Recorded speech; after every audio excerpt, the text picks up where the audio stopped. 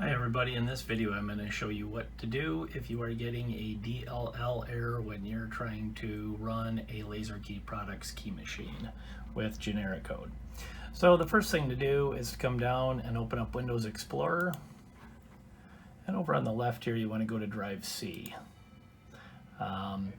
You may just have something that shows this PC instead of Drive C, so if you click on this PC, over on the right you'll see Drive C, or if you drop that arrow down you'll see Drive C. Click on that, and then you want to look for your latest version of generic code. For instance, I am running generic code 21, so we would double click on that, and then you want to find the file that says register LKP DLL. So your icons may look like this.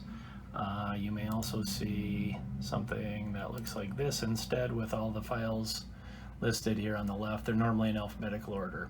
So the one that says register LKP DLL is the one that we're looking for. You want to single click on it.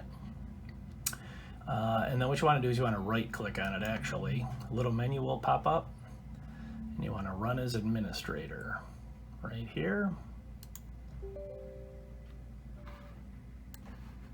This message will pop up. Do you want to allow changes to this device? You say yes.